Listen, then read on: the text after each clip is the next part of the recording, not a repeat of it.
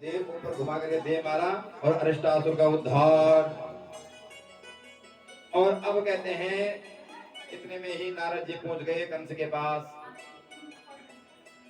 कंस ने नारद जी का खूब सम्मान किया, आदर सत्कार किया। और कंस ने पूछ दिया, नारद जी ने पूछ दिया, कंस हे राजन, आपके चेहरे में कुछ उदासी छाई है, कुछ मलिनता है, कुछ चिंता की लकीरें, आप प्रसन्न हो या दुखी हो? आपका माथा बता देता है, चेहरा बता देता है कि आप प्रसन्न हैं या कोई हलचल चल रही है मस्तिष्क में। कुछ ना बोलो, चेहरा बता देगा। तो नारद जी ने जैसे ही कंस को देखा, चिंता की लकीरें स्पष्ट नजर आ रही है, तो पूछ लिया, क्या बात है, मुंह क्यों लटका हुआ आपका, सब ठीक ठाक चल रहा है? कंस ने कहा, गुरुदेव आप सही टाइम पे बता रहे हैं, क्या बताऊं। समस्या ये है कि मैं भेजता तो यहाँ से जितने को भेज जाते सभी हैं, उस काले काले मुरली वाले जो मेरा काल है, जाते सभी है मारने के लिए, लेकिन लौट करके कोई नहीं आता। जो जाता है बस उसी का हो जाता है, वही हो जाता है, उसको परम धाम पहुंचा देता।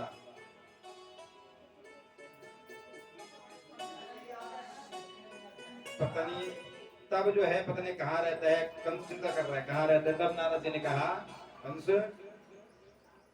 जिसे तू नंद का लाला समझ रहा है, वो कोई नंद का लाला नहीं है, रोहिणी का लाला नहीं है, वही वसुदेव और रोहिणी के पुत्र हैं। कंस का माथा भड़क गया। यदि वो रोहिणी और यदि वो देवकी और वसुदेव के पुत्र थे तो उनको तो मैंने जेल में बंद किया हुआ था, वो गए कैसे वहां? नारद जी ने बोला, इन्होंने छोड़ा है। कंस तो आग में बोला हो गया। निशात्मसिमादत्तः वासुदेव जिघाक्षया निवारितो नारदेन तत्सुतो मृत्युमात्मनः। कंस तो कह रहा है मैंने उनके 6 पुत्र मार दिया, 7वां हुआ नहीं, 8वां कहां से हो गया? ये हथकड़ी बेड़ियां आदि इनके कैसे खुली? इतने पहरे दे रखे थे मैंने, ये हुआ कैसे? अब मैं वसुदेव को नहीं छोड़ूंगा। तुरंत तलवार उठाई, दौड़ पड़ा वसुदेव की ओर। नारद जी ने समझाया, कंस अब जोश में होश मत खो, बहुत खो दिया है। क्यों समझा रहे हैं? मूर्ख और संक दूसरे के ठोकने से बचते हैं। नारद जी देवताओं के हितकर हैं, देवताओं के पत्रकार हैं। उस जमाने के पत्रकार चटपटी खबर बना करके यहाँ भेजते, कभी वहां भेजते, जिसको भड़काने में लगे हैं। लेकिन ये आगे नहीं बढ़ेगा, पाप नहीं करेगा। पाप तो बहुत कर दिए हैं, लेकिन अभी घड़े में थोड़ी जगह और है खाली, घड़ा भरा नहीं, बोलते ना पाप का घड़ा भरने वाला है, तो इनका भी भरने में जरा सा कसर रह गई, तो नाराज भड़का रहे हैं वो। भगवान तो भाई आप जाके रहिए भावना जैसी, आपकी भावना अच्छी है, आपको अच्छा संत मिलेंगे। आपको उल्टे पुल्टे काम करने सत्संग उसका संग भी मिल जाएगा, करेक्ट ऐसे हो जाएंगे आपके साथ में। तो नारद जी ने कहते हैं इसको भड़काना सुन क्या, कंस जोश में होश मत खोना। अब आपने सारे साम दाम दंड भेद सब अपना लिए हैं, बार बार का नहीं कर पाए हैं, और अब इनको मार के क्या करेगा? इनको मारेंगे तो इनका पुत्र है नंद का लाल, जब माता पिता ही नहीं रहेंगे तो आएगा कैसे? फिर तो हाथी भी कभी आपके हाथ भी नहीं चढ़ेगा। आप एक काम करो, कोई मेले सेले का आयोजन कराओ और मेले सेले में उनको बुलाओ, उनको यही बुलाओ मथुरा में, वहां मत जाओ, यही बुलाओ और यही उनका काम तमाम कर दो। इतना भड़का करके नारद जी खिसक गई। कंस ने कहा, वाह गुरुदेव, ये तो मेरी बुद्धि में बात आई नहीं, आपने तो बहुत बढ़िया बोल दिया, धन्यवाद गुरुदेव। नारद जी चल पड़े और कंस ने अब अपने सभा बिठाई और सभा में ये कह रहे कि हम मेले का आयोजन करा रहे हैं, और परंतु वहां वृंदावन जाएगा कौन? नंद भवन जाएगा कौन? इतने में कहते हैं एक केसी नाम का राक्षस था, उठ गया, महाराज सरकार एक मौका मुझे दे दो। कंस ने कहा दिया, गया घोड़ा बन करके गया, भगवान ने तुरंत इसका मुंडी पकड़ी और घुमा करके देव मार दिया। केसी राम के राक्षस का भी उद्धार कर दिया। जब सूचना मिली, अब कंस ने कहा इस युद्ध से काम होने वाला नहीं है, अब क्या करें? अब कंस ने विचार बनाया और अक्रूर जी ध्यान में आ गए। ये भगवान के चाचा जी भी हैं, अक्रूर जी भगवान कंस के ध्यान में आए। तुरंत जो है कंस ने दूतों को आज्ञा दे दी कि अक्रूर जी को बुला के ले आओ। अक्रूर जी घबराते हुए आए, क्यों? गृहीत्वा पाणिना पाणिम ततो क्रूरमुवाच वा नवन नेत्र की अति दुखदाई। अक्रूर चिंता कर रहे हैं मन में, नवन इस दुष्ट ने मुझे आज तक कभी याद नहीं किया, ढंग से कभी बात नहीं की, मुंह उठा कभी बात नहीं की, कभी उसका क्षेम तो कभी पूछे ही नहीं, समझा ही नहीं कभी, और आज दूतों को भेज दिया है ससम्मान रथ में बिठा करके अक्रूर जी को कंस कहते हैं हमारे पास ले आओ। तो अक्रूर जी मन में चिंता कर रहे हैं, नवन नीच की अति दुखदाई। नीच प्रवृत्ति व्यक्ति जो आपके हमेशा खिलाफ हो, प्रतिकूल हो, यदि अनुकूल भी हो रहा है तो सावधान हो जाना चाहिए। क्यों है? नवन नीच की अति भी करीबी भी दुखदाई हो सकती है, ये अक्रूर जी पहले समझ गए। परंतु गए कंस की सभा में गए, कह रहे महाराज हमें याद किया। कंस ने कहा आइए आइए विराजमान हो। अपने ही बगल के सिंहासन बिठा रहे हैं, जो पैरों की ज्योति भी नहीं समझता वो आज बगल में बिठा रहे हैं अक्रूर जी को। तो तब कंस ने कहा महाराज आपको इसलिए बुलाए हैं कि हम यहाँ पर मेले का आयोजन कर रहे हैं, और हमने सुना है कि ब्रजधाम में नंद भवन में 2 महाबलशाली बालकों का जन्म हुआ है, और उनका पराक्रम विश्व में उनकी ख्याति बढ़ रही है। तो क्यों ना उनको भी देख लिया जाए, कितने बलशाली हैं, कैसे बलशाली हैं। आप एक काम करो, आप मतरों से निकलो और वहां तक पहुंचो, उनको बुला कर ले आओ। अक्रूर जी समझ गया दाल में कुछ काला है। अक्रूर ने ऊपर से तो हाँ हाँ किया, लेकिन परिहास बस कह भी दिया, मनोरथान करोतु चैर जनो देहाहतानपि युज्यते हर्ष शोकाभ्याम तथा भाग्यम करोमिति। अक्रूर मनी मन चिंतक कहे, हे राजन मनोरथ तो सभी ऊंचे ऊंचे देखते हैं, पूर्ण कितना होता है कैसा तो समय पे डिपेंड करता है, समय पे छोड़ देना चाहिए। यूं कह करके कह महाराज आपने मुझे आज्ञा दी है, आपका आदेश शिरोधार्य, और तुरंत निकल पड़े। अब अक्रूर जी जैसे रथ में बैठ रहे हैं, एक तरफ से कंस को जानते भी हैं कि किस प्रवृत्ति का ये कंस है, और दूसरी तरफ कंस का धन्यवाद भी कर रहे हैं मनी मन। वाह कंस, यदि आज आपने आज्ञा नहीं दी होती तो मुझे भगवान के दर्शन कैसे होते हैं। ये सभी हैं जो पापी हैं, दुराचारी हैं, मूर्ख हैं, धूर्त हैं, कुछ भी हैं, लेकिन मेरे सौभाग्य की जागृत तो आपने की, मेरे लिए तो आप भगवान से कम नहीं है। भगवान से मिलाने वाला जो माध्यम बने, गुरु ब्रह्मा गुरु विष्णु गुरुदेव महेश्वरा। भगवान कहते हैं मुझे जानते हो या नहीं जानते हो कोई बात नहीं, भजते हो नहीं भजते हो छोड़ दो, लेकिन जिन्होंने मुझे पकड़ रखा है आप उनको पकड़ लो। जिसने करंट पकड़ रखा आप उसको पकड़ लो, करंट पहले आपको आएगा, लगेगा कि नहीं। तो जिन संतों ने भगवान को पकड़ रखा है आप उन संतों को पकड़ लो, उनके खिलाफ मत जाओ, दुष्प्रचार मत करो उनका, तो उद्धार निश्चित हो जाएगा। भगवान कहते हैं मैं अपने अपमान को सह भी लूंगा, लेकिन अहम भक्त पराधीना, इनका नहीं सह सकता। तो कंस आज कहते हैं अक्रूर जी कंस का भी धन्यवाद कर रहे हैं। वाह कंस, किम मया चरित्रम भद्रम किम तप्तम परमं तपा किम वाध्यापहरते दत्तम यदक्षा किम केशवम। अक्रूर जी मनी मन चिंतन कर रहे हैं, क्या कौन से मैंने ऐसे पूर्व भारत के कर्म किए हैं, पूर्व भारत के पुण्य का उदय हुआ है जो आज मुझे उस परम तत्व के दर्शन करने को मिलेगा। कंस ने मुझे उसका भी धन्यवाद, भगवान का धन्यवाद करते करते कहते हैं भगवान के ध्यान में मग्न हो गए। सुबह के चले हुए मथुरा से पैदल भी चलोगे तो 2 घंटे में वृंदावन आप पहुंच जाओगे। और अक्रूर जी के पास में रथ है, रथ भी किसका है? कंस का। कंस का रथ है तो घोड़े भी ऐसे होंगे तगड़े, वायु वेग से दौड़ रहे हैं, चाहे तो 10 मिनट पहुंच जाए। लेकिन अक्रूर जी रथ में बैठे हुए हैं, मन में चिंतन कर रहे हैं कैसी वो सांवली सलोनी की छटा, कैसी मुस्कान होगी, कैसा सौंदर्य होगा जिसकी इतनी बड़ी महिमा सुनी है। और मस्त होकर के रथ में बैठे हुए हैं, और रथ जो है वृंदावन से 50 योजन आगे निकल गया। अब अक्रूर जी सावधान हुए, अरे भूता क्या गए, फिर घोड़ों को हाँकते हैं वापसी के लिए, और फिर ध्यान में मस्त हो जाते हैं। आते आते घोड़ा कहीं वापस पुनः वृंदावन कहीं मथुरा के आसपास आ गया, फिर अक्रूर सावधान होते हैं इस प्रकार से। और कई बार तो घोड़ों को हाँकने ही रोक देते हैं, ध्यान में मस्त हो जाता, घोड़े खड़े खड़े चलते ही नहीं। अब ध्यान आता, 4 घंटे समाधि लगे, घोड़े तो खड़े हैं, पुनः हाँकना शुरू करते हैं। इस प्रकार से इस लीला में, इस ध्यान में मग्न है अक्रूर जी। और मथुरा के सुबह के निकले हुए वृंदावन में शाम के टाइम पे जाके पहुंच रहे हैं। क्या बोल रहे बड़ी क्या? जैसे ही शाम को वृंदावन में पहुंचते हैं, क्या देखते हैं अक्रूर जी? गोदोहन काल, गायियां रमाती हुई घर की ओर आ रही हैं, गोधूली छाई हुई है। मतलब ऐसा लग रहा मानो जैसे वृंदावन धाम में तूफान आया हुआ है गोरज से।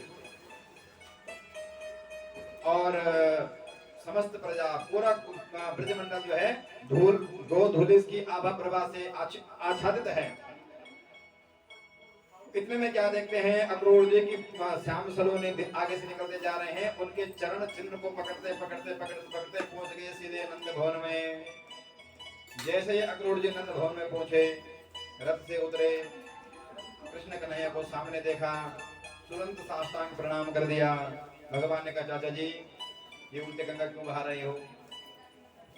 अक्रूर जी ने साष्टांग प्रणाम किया और भगवान जी ने अक्रूर जी का बड़ा स्वागत सम्मान किया और सीधे ही नंद भवन में ले गए। और हल्ला मच गया, चाचा जी आ गए, चाचा जी आ गए। बच्चों को धोते सुबह, चाचा जी पधारे, चाचा जी पधारे, चाचा जी आ गए। नंद भवन में ले गए अंदर और सबसे पहले अतिथि सत्कार किया और गौशाला में ले जाकर गाय माता के दर्शन कराए। बताए ना, हमारी संस्कृति जो ही महान नहीं थी, हमारी संस्कृति में जो भी बात थी, जो भी नियम थे, कोरोना काल में आपने जाने लिए हैं। सूतक हो या पातक हो, क्वारंटीन 13 दिन तक अलग रहना। क्यों? कि ये कोई जर्मस हो सकता है, कोई वायरस हो सकता है। तो अब जब सामने आ गया, अब मानने को तैयार हुए। ये हवन पूजा पाठ ये अब जाके शुरू हुआ है। मतलब कि अब ये कहीं ना कहीं वो मान रहे कि हाँ, उनकी संस्कृति में हम कहते थे कि जूता चप्पल जो है घर के बाहर, क्योंकि इसमें कहीं वायरस आ रखा हो सकता है, हाथ पांव धुल कर खाना चाहिए। अब जाके लग रहा है कि हाँ, जूता चप्पल बिल्कुल घर के बाहर। हम तो किचन में जाकर जूते में खाना बनाने लग गए। कोरोना काल में सब हटा दिए, घर से बाहर कर दिए। जो चप्पल बाहर से आए वो भारी है। तो ये हमारे संस्कृति में जो ही थोड़ी लिखा था, ये इसलिए महान थी, सनातन संस्कृति इसलिए महान थी। यहाँ पर हमारे आचार विचार के बारे में सब बता रखा है, जीवन में कैसे चलना है, कैसे रहना है, क्या अच्छा है क्या बुरा है। ना मानो तो अलग बात है। यस्य नास्ति स्वयं प्रज्ञा शास्त्रम तस्य करोति किम। नहीं मानने वालों को शास्त्र भैंस के आगे बीन बजाना। अन्यथा हमारी संस्कृति शाश्वत है और महान है। तो सबसे पहले गौशाला में ले गए।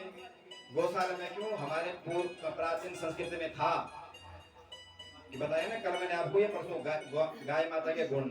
गाय माँ देखती है कि हमारे मालिक जिस घर में रह रही है उस मालिक में क्या बीमारी है, जंगल में जाकर के वही चर के आती हैं, वही औषधियाँ खाती हैं और दूध के रूप में वो औषधि परिणत कर देती हैं। और वो दुग्ध पान जब मालिक करते हैं या बच्चे करते हैं जिस घर में गाय है, तो उनका रोग खत्म हो जाता है बिना दवाई के, बिना डॉक्टर के। गाय माँ पूरी डॉक्टर है अपने में, ये गुण है, इसलिए भी ले गए। और दूसरा कारण ये भी था कि गौशाला में गायों को दिखाने लगे नंद बाबा।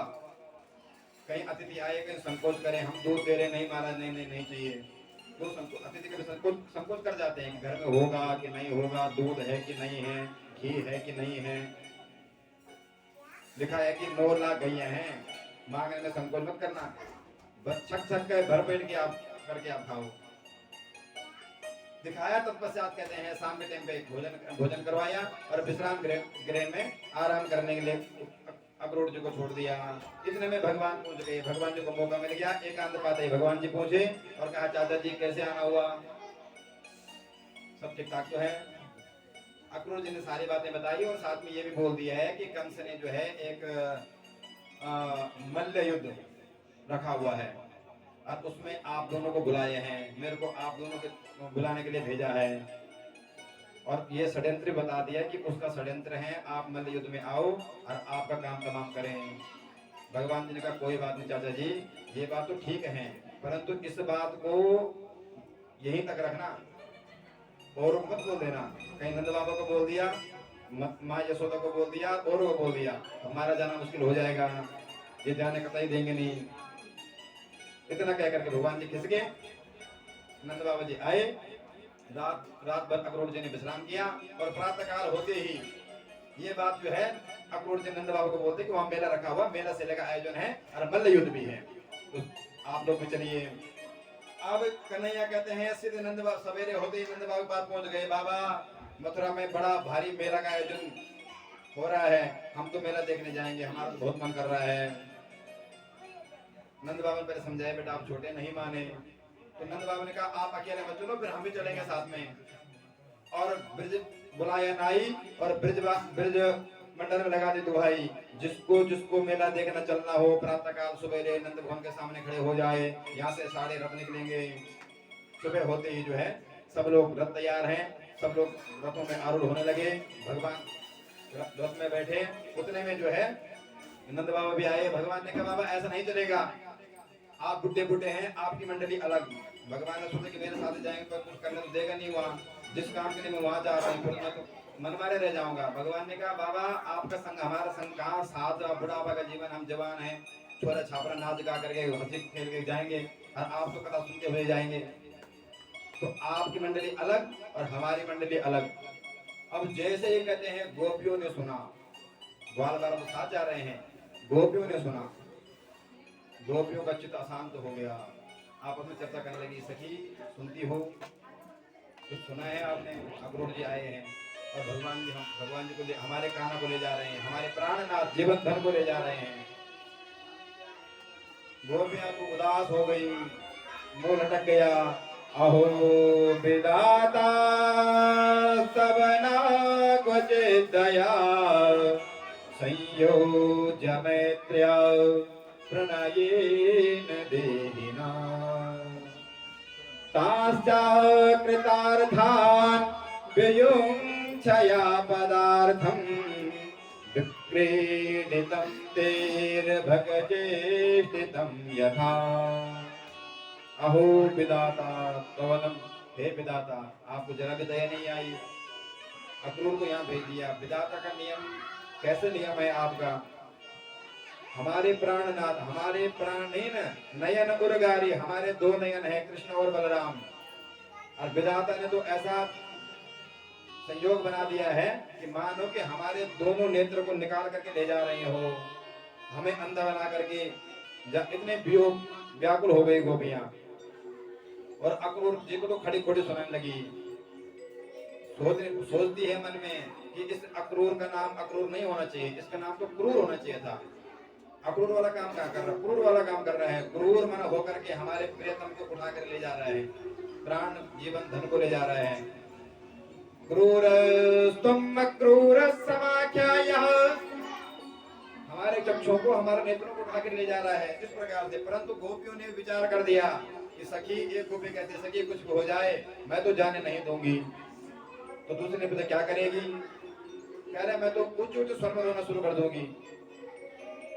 दूसरे ने कहा बाबरी बदनाम रह जाएगी, चिल्लाना शुरू कर देगी, ये सारी पोल पट्टी खुल जाएगी, हम कन्हैया से प्यार करते हैं, प्रेम करते हैं, कितने बदनामी होगी, बड़े बड़े लोग सब वहां होंगे। दूसरे ने कहा बहन कुछ हो जाए मैं तो एक काम करूं। क्या करेगी? कह रहा मैं तो रथ के सामने लेट जाऊंगी, रथ आगे बढ़ेगा ही। इस प्रकार से गोपियां आपस में चिंतन कर रही है। और जैसे ही भगवान जी रथ में बैठे, गोपियां मुक्त कट्ट होकर के रोने लगी। हे प्राण प्रिय, जरा सा भी दया नहीं आ रही, हमें छोड़ के जा रहे हैं। बहुत समझाया, सबने समझाया, माँ बाप ने समझाया, पतियों ने समझाया, गोपियों की समझ में जब नहीं आया तो तब भगवान को ही बोलना पड़ा। हे गोपियों काई बाबरी हो रही भैया, मैं कोई सालन के लिए थोड़ी नहीं जा रहा हूँ, 2 दिन के जा रहा हूँ। आज गया, कल वारों का और परसों रिटर्न, परसों वापस आ जाऊंगा। जैसे ही गोपियों ने परसों सुना, मन में कुछ धैर्य तो हुआ, धैर्य धारण तो किया।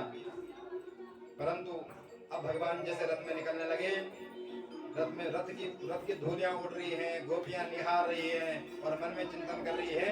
क्या चिंतन कर रही है? हो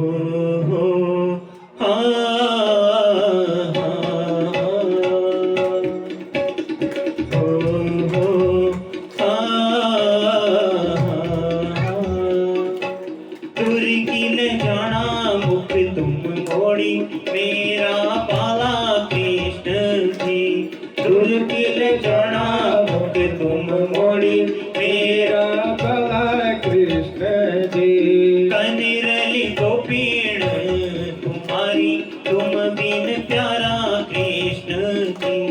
कनिरली गोपीण तुम्हारी, तुम बिन प्यारा कृष्ण जी।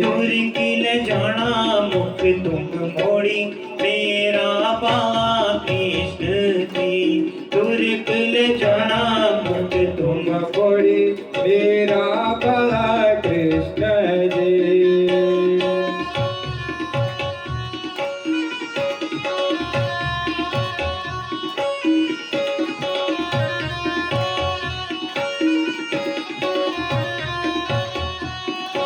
जमुना का तटे माँ पन्यारी, मधुबनी जाली कनी घसारी। हो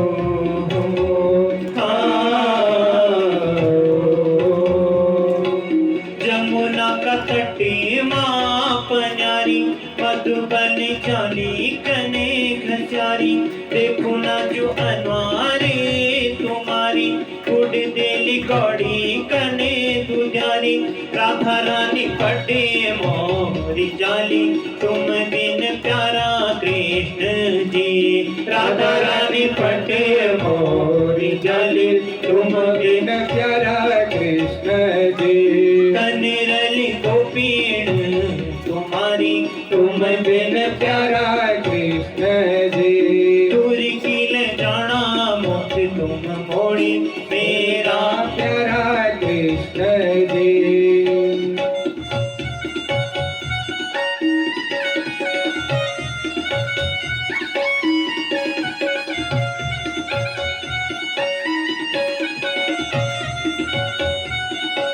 देह मेरी गोपीण सारी, प्राण मेरु राधा रानी। हो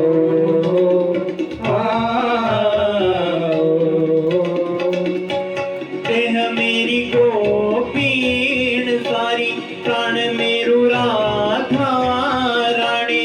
सगुने बोली अपनी, कर मेरी कहनी जानी। फूल डाली कनो के हिलली, तुम बिन प्यारा कृष्ण जी। फूल डाली कने के हिलली, तुम बिन प्यारा कृष्ण जी। कनेरली गोपीण तुम्हारी, तुम बिन प्यारा कृष्ण जी। दूरी किल जाना मुख तुम मोड़ी, मेरा प्यारा कृष्ण जी। कनेरली गोपीण तुम्हारी, तुम बिन प्यारा कृष्ण जी।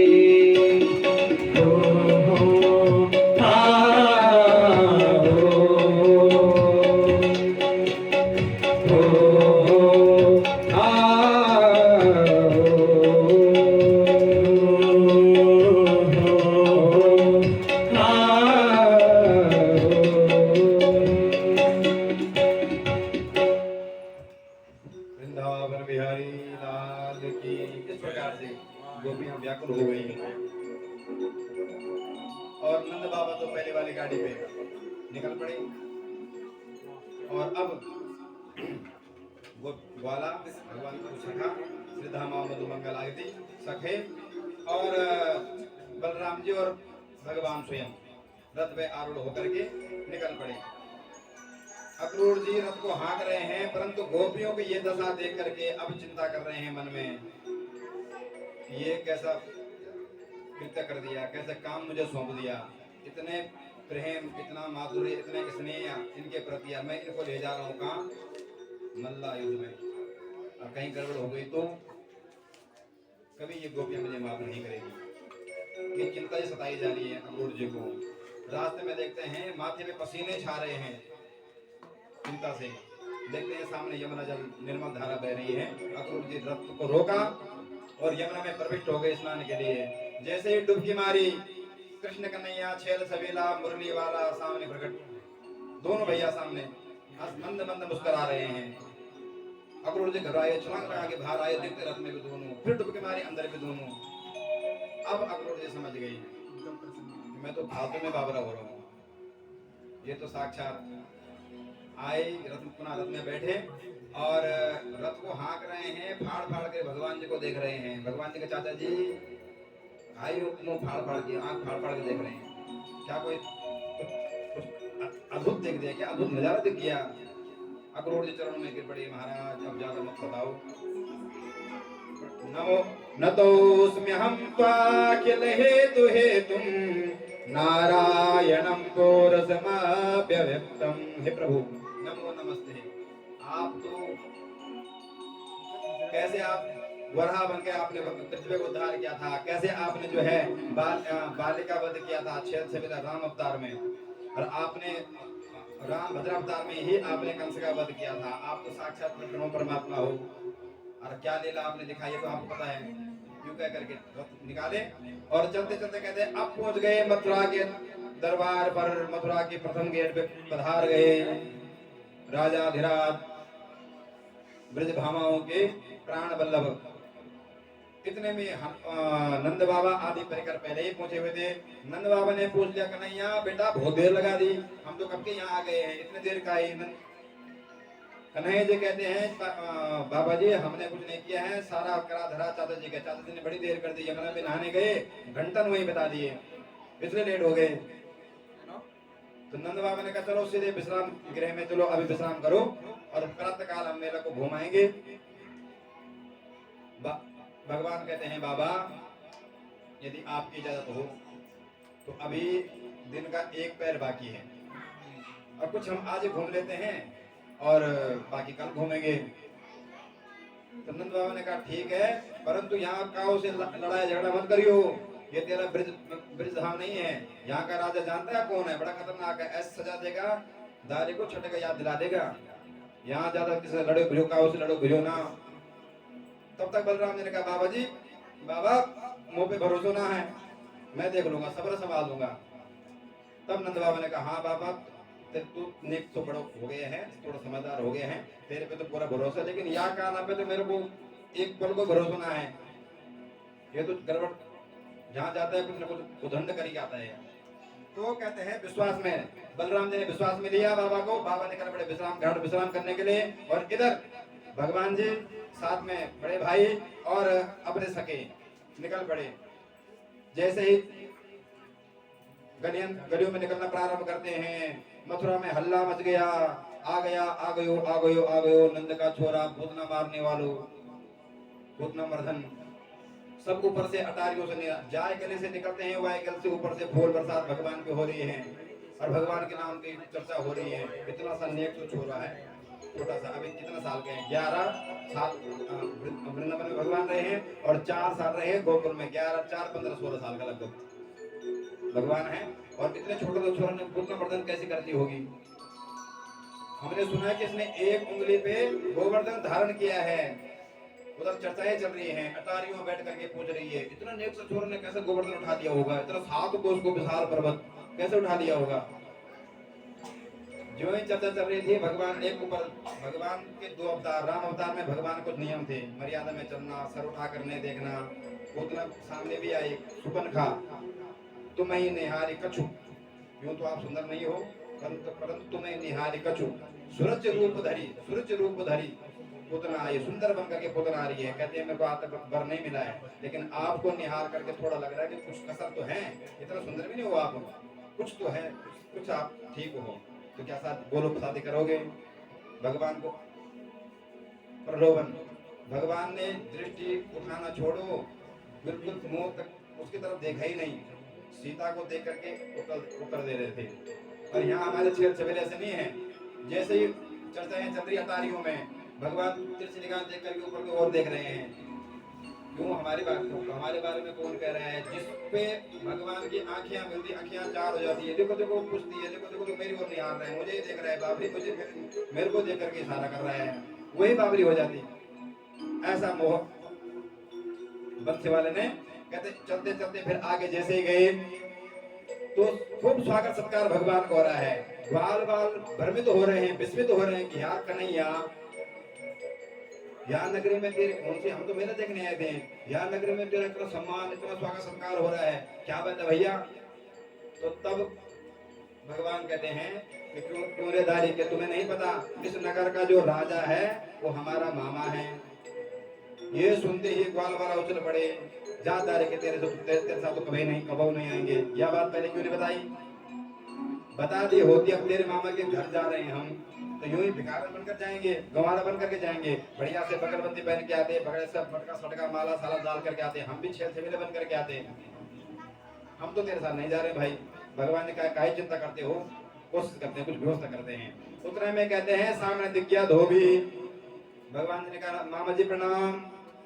धोबी ने आंख उठा कर देखे, काहे का मामा, किसका मामा, कब का मामा, कौन? भगवान ने कहा इस नगर का जो राजा है वो हमारा मामा है, तो उसके भाई बहन हमारे मामा हुए कि नहीं हुए? मामा के गांव में सब मामा होंगे, हुए कि नहीं?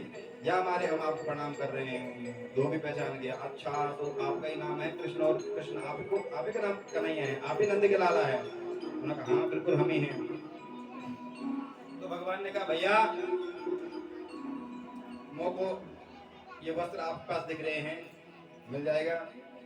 चिल्ला पड़ा ईदृशान्नेव वासांसि नित्यम गिरिवने चरः।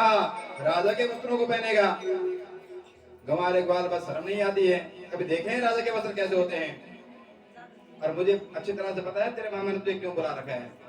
ये भी सारा कर रहे हैं। भगवान ने कहा सो बात तो ठीक है, देखी जाएगी, और वस्त्र तुझे नहीं दिया, अकड़ दिखाने लग गया। एक मुक्का मारा भगवान ने, धोबी का उद्धार, सबरे वस्त्र छीन लिए, ग्वालों के पास बिखेर दिए, जाको जो पसंद हो सो ले लो।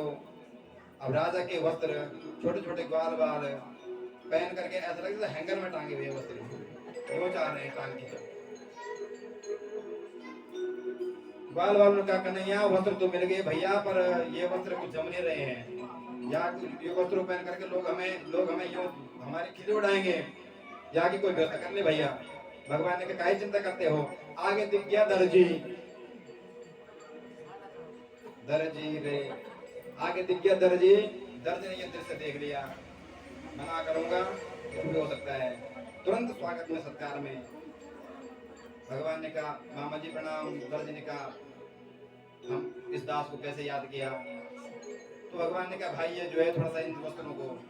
दर्जी ने खुद ही कहना प्रारंभ कर दिया, प्रभु ये जो हैंगर है लटके हुए वस्त्र दिख रहे हैं, जरा ला करके मैं ठीक कर दूं। कहना ने कहा बिल्कुल कर दीजिएगा। बढ़िया सा उन्होंने काट छाट करके फर्स्ट क्लास बढ़िया से बना दिए। और भगवान ने कहा भैया आपने तो हमें बढ़िया चमका दिया, हमारा मन प्रसन्न कर दिया, वरदान मांगो। कह प्रभु बस आपकी कृपा हो जाए, वरदान कहीं वो वाला दे दिया तो धोबी वाला मुश्किल हो जाएगी, प्रभु आपकी कृपा बनी रहे।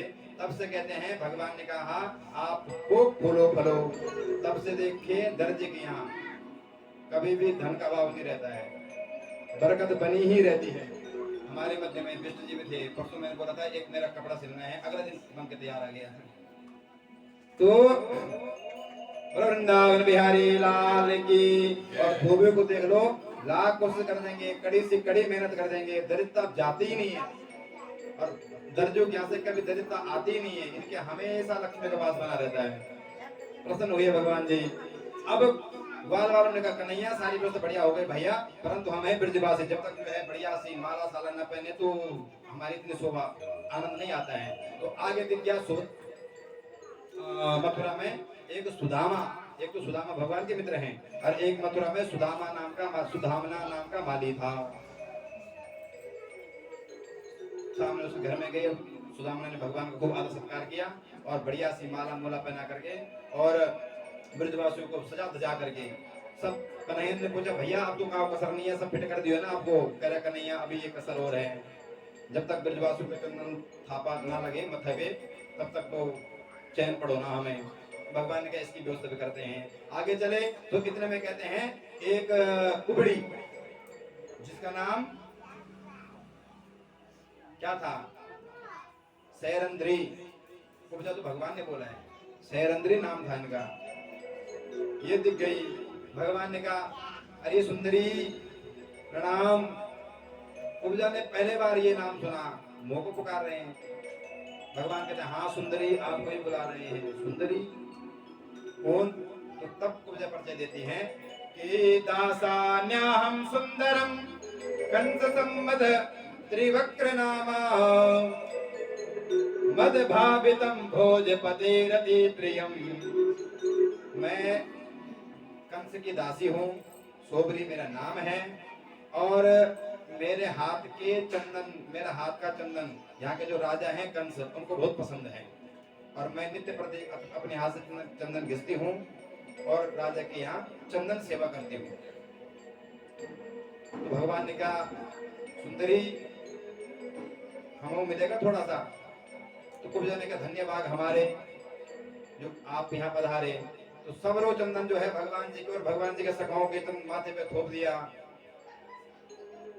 और ग्वाल वालों ने कहा भगवान को कि भगवान हे कन्हैया, तूने तो कुब्जा का सब्र तुमने लूट दिया भैया, अब वो कंस को क्या जाएगी, तुम्हारा डांट नहीं खाएगी, और बदले में कुछ भी नहीं दिया। ये तो भाई सरासर तूने गलत कर दिया इसके साथ में। भगवान ने काहे चिंता करते हो। भगवान जी कुब्जा के सामने जाकर खड़े हो गए। गाल वालों ने ताली बजाई, कन्हैया तेरी और इसकी जोड़ी भैया एकदम परफेक्ट व्यक्ति है, तू भी 3 जगह से टेढ़ा और ये भी 3 जगह से टेढ़ा, मजाक उड़ाने लगी। बिल्कुल परफेक्ट जोड़ी है भैया, जरा ऐसे रहो हम फोटो खींचते हैं आपकी। भगवान ने कुब्जा का पांव दबाया एक अंगूठे से, एक झटका मारा और परम सुंदरी, ये आशीर्वाद भगवान ने कुब्जा को दिया। कुब्जा ने तो जैसे अपना रूप सौंदर्य देखा, मुक्त कंठ होकर के भगवान के चरणों में दासीनी चरणों में गिर पड़ी, शरणागति हो गई और भगवान से प्रार्थना की, प्रभु यही इसी प्रकार से आपने कृपा की है, एक दिन हमारे घर पधारे। भगवान ने कहा अवश्य पधारेंगे, जरा मामा जी से मिलकर तो आए पहले।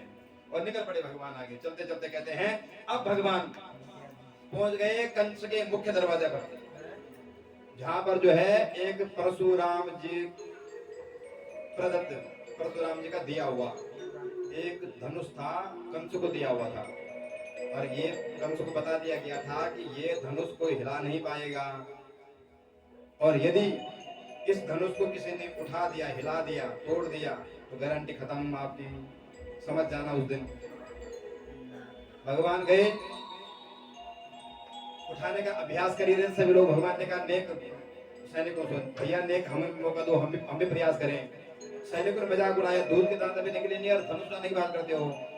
भगवान ने करेण वामेन सलिलम मुकुंदधृतम राज्यम जगृत्वा निमिषेण पश्यताम। भगवान ने एक हाथ धनुष जैसे उठाया, प्रशंसा चढ़ाई, धनुष धड़ाम देके 2 टुकड़े, इधर धनुष गिरा और उधर कहते हैं कंस का सिंहासन डोला। आवाज सुनते ही सैनिक दौड़ते दौड़ते जा पूछे, महाराज महाराज गजब हो गया, क्या हो गया, धनुष तोड़ दिया। अब कंस घबराया कि हमारी भी गारंटी खत्म, ये हमें वरदान था जिस दिन ये टूटेगा उस दिन हमारी भी मौत हो जानी है। इतना होते ही शाम हो गई। अब भगवान सीधे निकले जहाँ नंद बाबा विश्राम घाट पे रुके हुए थे। विश्राम घाट पे नंद बाबा ने पूछा, कन्हैया काफी देर लगा दी। भगवान ने कहा बाबा घूम रहे थे, बड़ा आनंद आ रहा था घूम घाम करके, ये नहीं बताया कि मैंने इतना सारे कांड कर दिए। तो चुपचाप से कहते हैं नंद बाबा के जो बगल में जाकर के विश्राम करने लगे। बोलो वृंदावन बिहारी लाल की। थोड़ा सा समाज शास्त्र के हिसाब सुनो, क्योंकि हमने आज जो है रुक्मणी विवाह भी करना है। तो अब क्या हुआ, अगले दिन प्रातः काल हुई, नंद बाबा उठे और साथ में कृष्ण कन्हैया आदि समझ परिकर उठे और नंद बाबा ने कहा चलो मेरे देख आए हैं। भगवान ने कहा बाबा आपको कितने बार बोल दिया, आपकी संगत हमारे संगत मिलती नहीं, आप अकेले लिख लो, आप पहले निकल जाओ, हम आते हैं घूम फिर के। नंद बाबा तो पहले पहुंच गए सभागार में। अब इधर भगवान कृष्ण कन्हैया जैसे ही कहते हैं सभागार में पहुंचे तो क्या देखते हैं, मार्गमनो देह कर्मादि चेरिकम। रास्ते पर ही एक महावत हाथी गेट पे खड़ा है। भगवान कहते हैं महावत को, एक हाथी का नाम, हाथी खड़ा था कुवलय नाम का हाथी, जिसके जो 10,000 हाथियों के बल के बराबर, इतना बलशाली हाथी। तो भगवान ने महावत को बोला जो हाथी को चलाता है, भैया थोड़ा सा इसको हटाइए, हम भी सभागार में हमें बुलावा मिला, हम भी जाएंगे मेला देखने, युद्ध देखने, अंदर युद्ध चलेगा, हम भी जाएंगे। तो महावत ने सुना, भगवान ने एक धड़ाम एक मुक्का मारा, महावत का कल्याण कर दिया। और कहते हैं हाथी को, हाथी के दांतों पे झूल करके हाथी के दोनों को दांत तोड़े, हाथी को धड़ाम करके हाथी को भी खत्म। उधर सैनिक थे तो दाऊ जी ने संभाल दिए 2-4, और दाऊ जी कह पड़े भैया हाथी का एक दांत मुंह को पकड़ा दे। हाथी के दांत रक्त रंजित दांतों को ले कंधे में धर करके भगवान पहुंच गए सीधे ही सभागार में। बोलो वृंदावन बिहारी लाल की, बंसी वाले की। जैसे भगवान अंदर पहुंचे सभा इसी प्रकार से बैठी हुई है। क्या देखते हैं बताए ना आपको, झांकी रही भावना जैसी प्रभु मूरत देखी दिन तैसी। जिसकी जैसी भावना, कैसी भावना, मल्ला नाम सनिर्निर्नाम नरवरा, स्त्रीणाम नरो मूर्तिमान, गोपानां नयनोचिता भुजयुता शास्ता स्वपेत्रोऽसिसुन् मृत्युर्भोजपतिर्विराट विदुषां तत्त्वं परं योगिनां वृष्णीनां परदेवतेति विदितो रङ्गं गता गोपिनः रंगम गता साग्रजः मल्ला नाम सन्निर्णाम नरवरः। पहलवानों को भगवान वज्र के समान दिखाई दे रहे हैं, कठोर वज्र सामने सामने मूर्तिमान वज्र ही खड़ा हो। स्त्री नाम नरो मूर्तिमान, स्त्रियों को परम सौंदर्य झलक रहा है, सुंदर। गोपा नाम सुजनोचिता भुजता, माता पिता जो सभागार में बैठे हैं उनको नंदनंद बाबा आदि और वसुदेव देवकी आदि, उनको एक छोटा नन्हा सा बालक शिशु नजर आ रहा है। यानी योगियों के तत्व नजर आ रहे हैं, भक्तों को भगवान नजर आ रहे हैं, ग्वाल बालों को कानन नजर आ रहे हैं। जिसकी जैसी भावना है भगवान उसी रूप में उसको नजर आ रहे हैं। जैसे ही प्रविष्ट करते हैं कहते हैं, यानी इसमें भगवान ने विस्तार करें तो काफी टाइम हो जाएगा। इसमें अलग अलग रस दिए हैं, यानी मल्लों को तो भगवान कठोर रूप नजर आ रहा है, रुद्र रस भगवान का दिख रहा है, ये है रुद्र रस। और स्त्रियों को भगवान का सौंदर्य दिख रहा है, ये है श्रृंगार रस। माता पिता को भगवान में शिशु दिख रहा है, ये है वात्सल्य रस, करुणा रस प्रतीत हो रहा है। इसमें भगवान ने 8 रस सबको दिखाए हैं, 8 रूपों में भगवान तो ये है।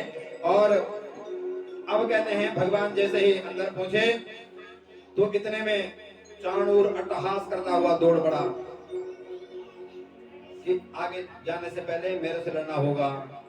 उधर जो सभागार बैठे थे सब हलचल करे, भैया इतना बलशाली, अरे तो अन्याय हो रहा है, छोटा सा नन्हा सा बालक। भगवान ने कहा भैया कहीं भांग तो ना खाली, कहाँ तेरा इतना विशाल काया शरीर और कहाँ हम ये नन्हे मुन्ने से बच्चे, और मेरे से लड़ने के लिए बोल रहा है। भाई तेरे के हाथ में खुजली मच रही है तो अपने साथ ढूंढ ले कोई, उससे लड़ ले। मैं लड़ने भिड़ने नहीं आया हूँ, मैं युद्ध देखने मेले देखने आया हूँ, मामा के दर्शन करने के लिए आया हूँ। चाणूर ने कहा भैया ये बात मत बना, न बालो न किशोरस्त्वं बलश्चा बलिनाम्बरा लीलयेभ्यो हतो ये नः।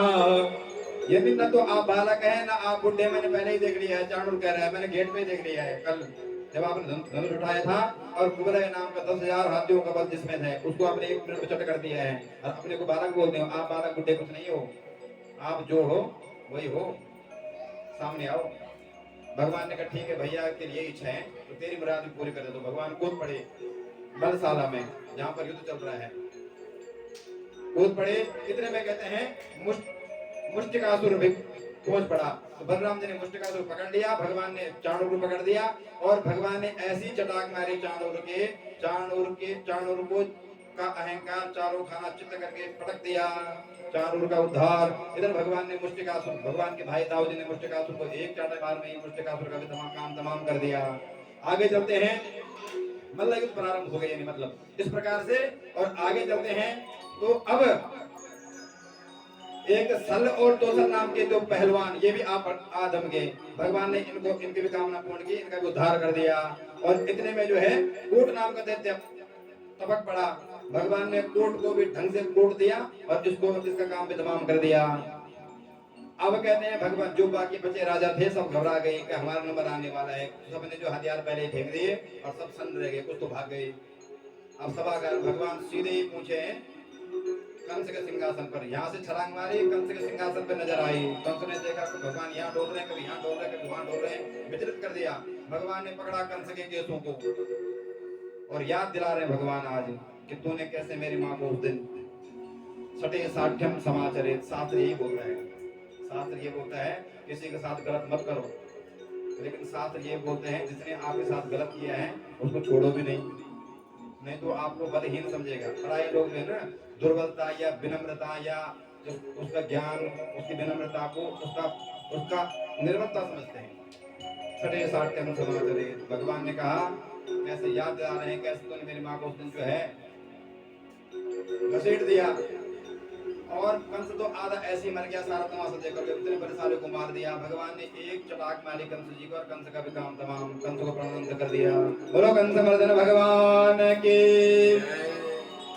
बस एक जो कंस के 7-8 भाई थे वो भी लड़ने के लिए आए, भगवान ने उनका भी काम तमाम कर दिया और सीधे पहुंचे भगवान मैया यशोदा के समक्ष। बंदी के से उनको मुक्त किया, बंधन मुक्त किया और उन्होंने ये सारा दृश्य देख लिया था।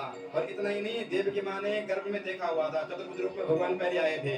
भगवान ने कहा, माता ने कहा भी, ब्रह्मांड निकाया निर्मित माया रोम रोम प्रति। जो ब्रह्मांड के नायक हैं सो मम गुरुवासी यह उपवासी, मेरे हृदय में समा गए। तो ये भगवान माँ देवकी ने भगवान का सौंदर्य, भगवान का ऐश्वर्य तो पहले गर्भगृह में देख लिया था। कारागार में जब जन्म होने से पहले भगवान चतुर्भुज में आए थे। माँ को अच्छी तरह समझा दिया कि माँ अब मैं बालक बन रहा हूँ और आप चुपचाप से हथकड़ी बेड़ी सब भूल जाएगी, आप घबराना नहीं और बिल्कुल कंस की माँ चिंता मत करना, व्यवस्था मैंने कर रखी है और आप चुपचाप से यहाँ से उठा करके मुझे गोकुल में छोड़ देना, वहाँ एक कन्या जन्म लेगी, आप वापस आना। पहले समझा चुके थे उस दिन।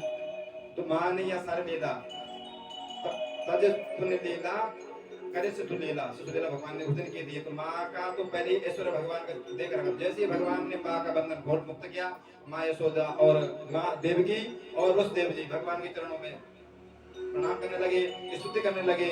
भगवान ने कहा सब गड़बड़ हो गई, मैं आया था प्यार पाने के लिए, ये तो मुझे भगवान ने अपनी माया ऐश्वर्य शक्ति फैलाई। माँ जो अपना साक्षात स्वरूप माँ के सामने था वो अदृश्य कर दिया, यानी वो सुध बुध भूल गई और वात्सल्य ऊपर बढ़ा। अब माँ समझती है, सामने सारे काम देख रही है, उसके बाद भी ये लग रहा है कि मेरे ही बालक है। ये भगवान की शक्ति। और पुनः कहते हैं माँ का वात्सल्य ऊपर बढ़ा, भगवान को हृदय से लगा लिया और साथ में कहते भी हैं, मातरम पितरम वृद्धम भार्यम साविसुत शिशुम गुरुम विप्रम प्रसन्नम जहा। माता पिता वृद्ध और गो ब्राह्मण को यदि कोई प्रसन्न नहीं करता है जीवन मिलने के बाद, यदि इनकी सेवा नहीं करता है, इनको प्रसन्न नहीं करता है, तो जीवन व्यर्थ है। ब्राह्मण गो ब्राह्मण, हम तो ये कहते हैं, एक छोटी सी कहानी याद आ रही है। किसी नगर में कहते हैं एक ब्राह्मण जी थे, ब्राह्मण धर्मात्मा थे, नित्य प्रति पूजा पाठ में लगे रहते थे, लीन रहते थे। मानी ब्राह्मण की ड्यूटी ये संस्कारी और नित्य कर्म वाले ब्राह्मणों से कम मिलते हैं। घर में पूजा, आप यहाँ तो पूजा पाठ कर लिए, अपने घर में भी नित्य कर्म करना हो ऐसे ब्राह्मण तो हैं लेकिन कम है। वो ब्राह्मण बेचारे नित्य क्रिया करने वाले थे। अब सुबह पूजा करके जैसे जल्दी पूजा की अपने निकल पड़ा और शाम को पूजा करने के लिए क्या होता था हमारा, जैसे पूजा करने बैठता शाम को 5-6 बजे, इतने बजे जजमान टपक पड़े। जजमान आते थे तो अब उनके पत्नी देखनी है, उनके साथ बातें करने, घर में आए हो ये भी नहीं कह सकते महाराज आप निकलो, मेरे पूजा का टाइम हो रहा है। और कभी 8 बज जाए, कभी 9 बज जाए, कभी 10 भी बज जाए। 10 बजे तो उसके घर से जजमान लोग निकलते थे, ब्राह्मण की शाम की पूजा रह गई। अब ब्राह्मण चाहे 10 बजे, चाहे 11 बजे, चाहे 12 बजे, चाहे 2 बजे, अपने शाम की नित्य क्रिया पूरी करनी ही करनी है, चाहे कुछ भी हो जाए। जैसे जजमान लोग निकले वैसे अपनी पूजा में बैठ जाता। 8 बज गए, 9 बज गए, 10 बज गई। एक दिन सेक्टर से कोई आया, उसके नगर से कोई आया, उन्होंने देखा ब्राह्मण 10 बजे 11 बजे पूजा में बैठे हुए हैं। उनको भ्रम हो गया कि रात को ब्राह्मण पूजा कर रहा है, पूरा सेक्टर में फैला दिया। ये पंडित जी तो रात की पूजा करते हैं, रात की पूजा करते हैं। और ब्राह्मण की जहां जहां आजीविका भगवान साधन बनाता भी, अपनी बुद्धि से, अपने बल से या अपने योग्यता से कोई उसको पसंद करता भी होगा, वहां भी आग लगाना शुरू कर दी। अब सोचो भगवान, हम तो बोलते हैं ये भूल थी, उस आदमी की भूल थी, तो कम से कम भूल का प्रायश्चित हो सकता है। और यदि आपसी टकराव के चक्कर में यदि आप पंडितों को बीच में घसेट रहे हैं, राजनीति में ला रहे हैं, तो सोचो ब्राह्मण का कुछ होने वाला नहीं है। भगवान अब यदि आपके मन में इस प्रकार का डाउट था तो आपको कभी 10 बजे, कभी 11 बजे, कभी 12 बजे आ जाना चाहिए देखने के लिए क्या हो रहा है, कौन सी पूजा कर रहे हैं, कैसे कर रहे हैं। बेचारा ब्राह्मण की आजीविका खराब कर दी। ब्राह्मण पर भगवान का आशीर्वाद होता है, यहाँ नहीं तो वहाँ। तो तात्पर्य ये हुआ कि भगवान कहते हैं ब्राह्मण की आजीविका को जो खराब करता है और जो जन्म ले करके भी गो ब्राह्मण का साथ नहीं देता है, उसका जीवन करते हैं। तो माँ को सांत्वना दी, हे माँ, मैं आपका बचपन में सेवा नहीं कर पाया, वो सौभाग्य मुझे नहीं मिला, लेकिन अब मैं आपको छोड़ के नहीं जाऊंगा। माँ देव की प्रसन्न हो गई। इस प्रकार से कहते हैं भगवान ने सारी लीला संपन्न की और मथुरा का राजा कंस को मार करके कंस के पिताजी उग्रसेन जी को पुनः नियुक्त कर दिया। उग्रसेन जी ने लाख बार मना किया, लेकिन भगवान ने कहा भाई हम तो नहीं बन सकते हैं, ये आदि जी का श्राप है हमें कि हम यदुवंश के राजा नहीं बन सकते हैं, हम आपके सचिव बनेंगे, राजगद्दी पे आप बैठो। गुरु संजय को राजगद्दी सौंप दी और अपना सचिव बन करके मथुरा में शांति कायम की, धर्म की स्थापना कर दी। और वृंदावन बिहारी लाल की। अब कहते हैं एक दिन भगवान एकांत में आए और नंद बाबा को समझाया, बाबा अभी भी कंस मरा है, इसके ससुर, इनके ससुर जी हैं जरासंध जी, वो सुनेंगे तो यहाँ कुछ गड़बड़ हो सकती है। आप एक काम करो, आप निकलो वृंदावन की ओर, मैं भी आऊंगा, पर कुछ टाइम बाद यदि मैं इनको छोड़ के चला गया तो इनकी जान को खतरा है। यूं बहला फुसला करके नंद बाबा को भेज दिया। नंद बाबा समस्त परिवारों को भेज दिया, दाऊ जी को अपने साथ में रोका और भगवान जी मथुरा में रहने लगे। एक दिन कहते हैं भगवान देवकी मैया और यशोदेव जी गर्गाचार्य जी के पास गए और गर्गाचार्य जी को कहा कि भगवान अब हमारा बालक 15-16 साल हो गए, अभी तक यज्ञोपवीत संस्कार तक नहीं हुआ, क्यों ना यज्ञोपवीत संस्कार कर दिया जाए। तो गर्गाचार्य जी ने भगवान जी का यज्ञोपवीत संस्कार किया और भगवान जी को पढ़ने के लिए भेज दिया संदीपनी मुनि के यहाँ। अल्पकाल विद्या सब आई, भगवान वहां गए, शिक्षा अल्पकाल में सारी शिक्षा ग्रहण कर दी। वहां पर भगवान ने दीक्षा ग्रहण की और विदाई ले रहे थे गुरु जी से, कह गुरु जी दक्षिणा। गुरु जी तो भोले वाले, पंडित जी तो भोले वाले थे, कुछ नहीं बोले, लेकिन गुरु जी ने कहा कि गुरु माता से एक बार आप पूछ लो कुछ दक्षिणा, मुझे कुछ नहीं चाहिए, गुरु माता को यदि कोई दक्षिणा चाहिए तो आप पूछ लो। गुरु माता ने के पास भगवान गए कि माता जी अब हम गुरु जी की कृपा से शिक्षित हो गए हैं, शिक्षावान हो गए हैं, शिक्षा ले ली है, कोई इसके बदले कोई आपको दक्षिणा चाहिए तो बताइए। गुरु माता ने कहा प्रभु हमने आपके बहुत चमत्कार सुने, बहुत नाम सुने हैं, तो हमारे भी पुत्र जो है समुद्र तट में खेलने के लिए गए थे और वहां पर एक बार उन पुत्रों को ले आए। भगवान दौड़ पड़े समुद्र में, ललकारा समुद्र को, समुद्र प्रकट हो गए, महाराज मुझे तो कुछ नहीं पता, मेरे अंदर एक राक्षस रहता है, क्या पता उसको पता हो। भगवान पड़े समुद्र के अंदर, घुस पड़े, वहां पर एक शंख के अंदर, एक 5 जन्य शंख के अंदर एक राक्षस छुपा बैठा था। भगवान ने उसको पकड़ा, पूछा उनसे, जब उसने उसका उद्धार किया और अभी भी जब बाल को कोई पता नहीं लगा तो भगवान उस 5 जन्य शंख को लेकर के सीधे पहुंच गए यमपुरी में। और यम को गेट से ही जैसे यमराज ने देखा भगवान हमारे सामने, अंदर नहीं बुलाया, बाहर भाई प्रभु आपका आना कैसा हुआ। भगवान ने कहा सारी बातें छोड़ो, ये बताओ हमारे गुरु पुत्र आपने कैसे कैद कर दिए। यमराज ने कहा महाराज कर्म बंधन है, कर्म संसार में कर्म बंधन है, यदि उसके कर्म पूरे हो गए हैं, यहाँ जो भी आता है कर्म बंधन से आता है, तो बंध के आया होगा। यहाँ पर गलत कुछ होता नहीं, आपका सारा सिस्टम बना रखा है, तो कर्म बंधन भी आया होगा। भगवान ने कहा सब छोड़ दो, खोल दो। भगवान की कृपा, भगवान की शक्ति, राष्ट्रपति शासन है, सुप्रीम कोर्ट में आपको सजा हो गई और राष्ट्रपति चाहे तो सजा को कम कर सकते हैं, माफ भी कर सकते हैं। तो वही भगवान ने कहा हमारे आदेश से। यमराज ने कहा ठीक है महाराज, तुरंत लेके आए, लेकिन यमराज ने अंदर नहीं बुलाया, भगवान स्वागत सत्कार नहीं किया। क्यों? यमपुरी में सब पापी लोग बैठे हैं, भगवान के दर्शन कर लें तो सबका, इसलिए भगवान यमराज ने गेट से ही भगवान को विदा किया। भगवान ने आकर के उन पुत्रों को गुरु माता को सौंपा, गुरु माता प्रसन्न भई और भगवान जी ने गुरुकुल से विदाई ली और पुनः आ गए मथुरा में। और वृंदावन बिहारी लाल की। मथुरा में आ गए और कहते हैं भगवान 14 वर्ष मथुरा में रहे। 14 वर्ष के अवस्था में वहां से आए थे, 11 वर्ष भगवान मथुरा में रहे, पूरे 11 वर्ष भगवान ने मथुरा में वास किया। एक दिन भगवान को गोपियों की याद आ गई वृंदावन में, अब जा तो सकते नहीं, ना उनको बुला सकते हैं, क्यों नहीं बुला सकते, किसी ने कहती आप जा नहीं सकते थे, जैसे आप गुरुकुल में गए थे उसी प्रकार से चले जाते हैं। अब नहीं भी जा सकते थे आप वृंदावन गोपियों को मिलने के लिए, माँ बाप को मिलने के लिए, तो कम से कम उनको ही बुला लेते हैं।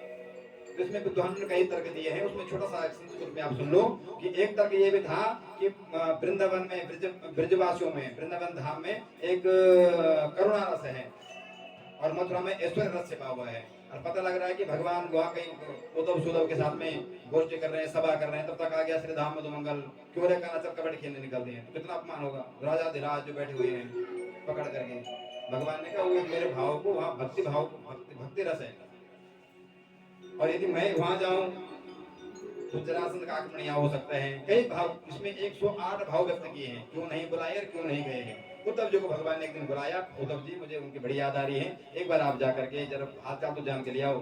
उद्धव जी निकले, नंद बाबा ने खूब आदर सत्कार इनका भी किया और उद्धव जी जा रहे हैं इनको समझाने के लिए कि कुछ समझाओ, कुछ ज्ञान भगवान ने कहा उनको सांत्वना दो, क्योंकि वो हमारे वियोग में, हमारे प्रतीक्षा में बैठे हुए, प्राण को रोक करके बैठे हुए। कब हमारे प्यारे हैं गोपी ग्वाला आदि, हमारे माता पिता सब लोग आ रखे हैं, और उनको तत्व ज्ञान दे करके आओ। उद्धव जी जा रहे हैं तत्व ज्ञान देने के लिए। उद्धव जी मन विचार कर रहे हैं कि हम हैं ज्ञानी, तत्वमसी, ब्रह्म एक, इस प्रकार की व्याख्यान करूंगा। वो है अनपढ़ ग्वाला गंवार, उनके समझ में कुछ आएगी नहीं, क्या ज्ञान दूं, कैसे ज्ञान दूं, ये चिंतन कर ही जा रहे हैं। रास्ते में चलते जा रहे हैं, सीधे पहुंच गए पुनः नंद भवन।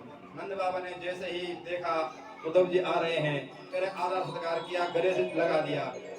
प्रदेश में गया हुआ बेटे या प्रियतम का कोई दोस्त भी आ जाए, कोई वो भी उतना ही प्यारा लगता है। तुरंत चिपका लिया, हाल चाल पूछे। पहले उद्धव जी ने सबके बारे में पूछा, कंस ठीक है, राजपुत तो मर गया, बाकी वहाँ ठीक ठाक चल रहे हैं आदि। और लास्ट में इनका आदर सत्कार किया, और लास्ट में जाकर पूछा हमारे कान्हा जी कैसे हैं। कृष्ण का नाम सुनते ही नंद बाबा तो मुख याद में खोए गए। क्या कंस को हमारी याद नहीं आती, क्या गोवर्धन की याद नहीं आती, क्या माँ की याद नहीं आती। सारी बातें हुई आपस में। इतने में गोपियों को भनक लग गई कि मथुरा से कोई आ रखा है। तुरंत गोपियां भी दौड़ पड़ी, और इतने में कहते हैं भ्रमर आ गया। तो गोपियां भ्रमर से बात करती है, गोपियां भ्रमर से बात करती हैं और भगवान को सुनाती है, और इस प्रकार से इसी का नाम हो गया भ्रमर गीत। भ्रमर गीत हुआ। अब कहते हैं भगवान उद्धव जी ने जब इनका प्रेम देखा, करुणा देखे, मैं यहाँ पर आया था इनको समझाने के लिए, परंतु समझाना इनको क्या समझाओ।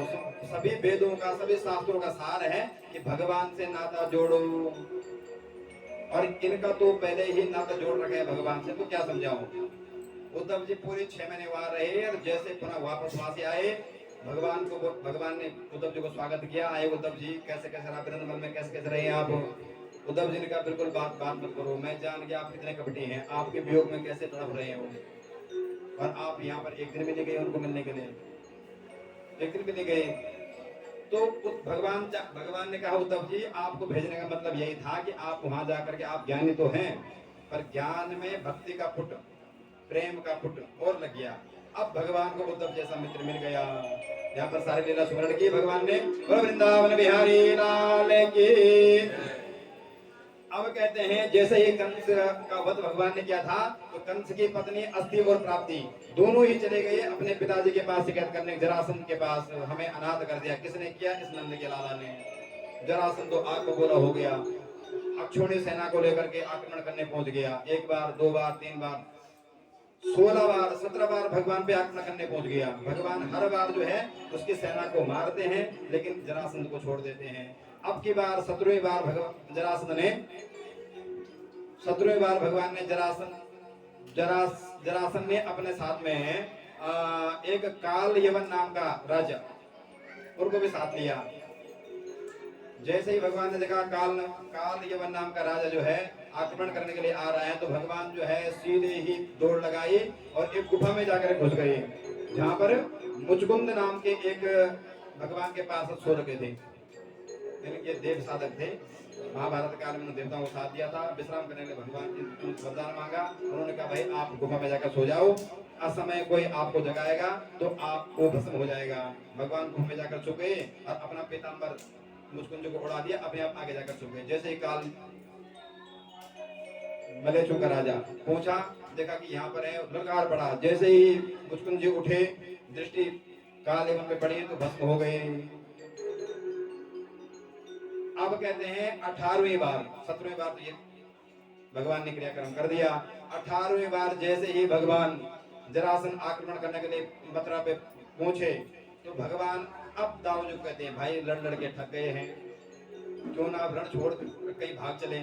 दाऊद जी ने कहा कन्हैया ना कट जाएगी, लोग हमें रण छोड़ कहेंगे। तो भगवान ने कहा कोई बात नहीं है, माखन चोर चित चोर सभी बोलते हैं, एक नाम और जुड़ जाएगा, रण छोड़ भी हो जाएंगे, कोई बड़ी बात नहीं है।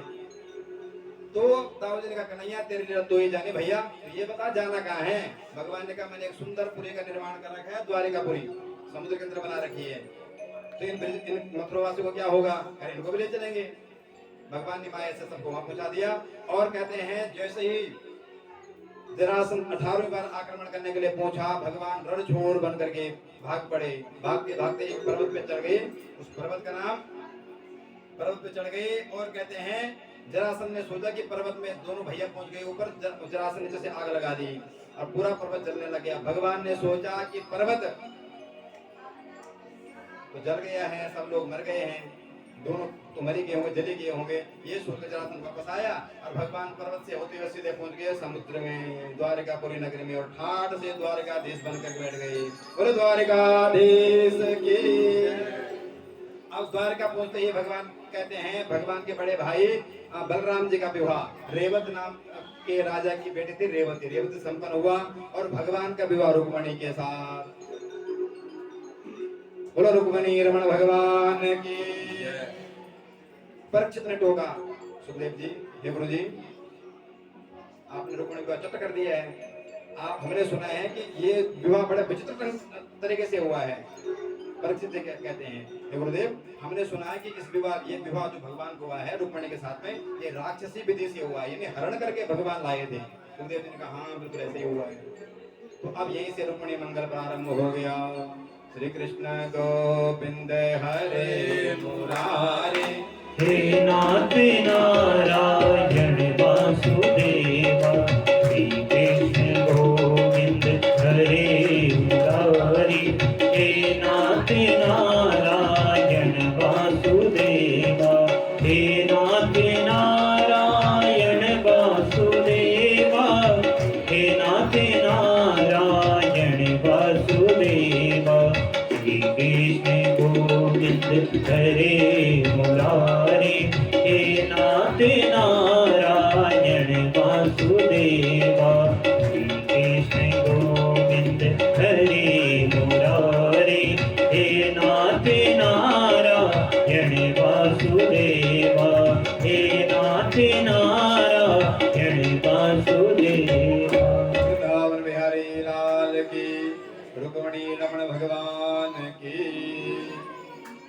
अब सुखदेव जी रुक्मणी विवाह का प्रसंग प्रारंभ करते हैं। सुखदेव जी कहे, राजन, आपने ठीक सुना है कि ये विवाह तो राक्षसी विधि से ही हुआ है। कैसे? कहते हैं, राजा सीत भीष्मको नामः विदर्भाधिपतिर्महान्, तस्य पंचा भवन् पुत्रा कन्यका चावराननः, कन्यका चावराननः।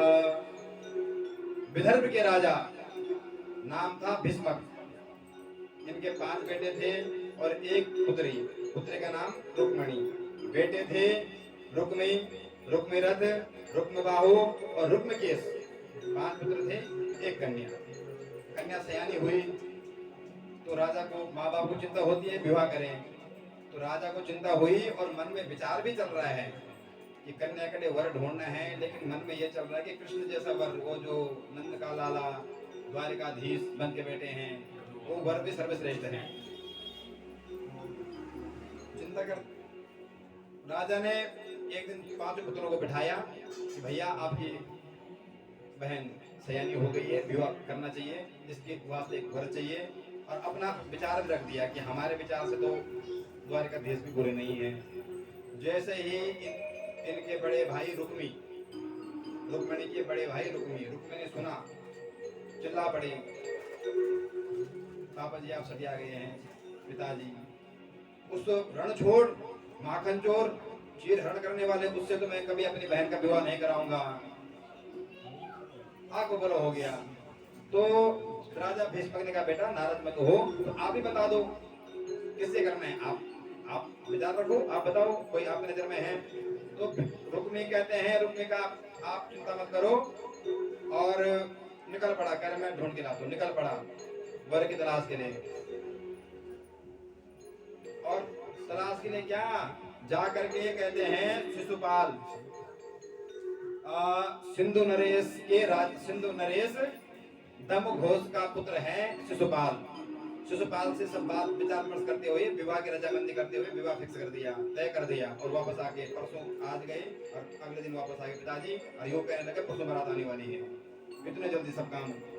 पिताजी ने कहा, इतने जल्दी कह, पिताजी मैंने सारी अरेंजमेंट, सारी व्यवस्था कैसे होगी। कह रहे पिताजी आप बिल्कुल चिंता ना करो, परसों बारात आने वाली है।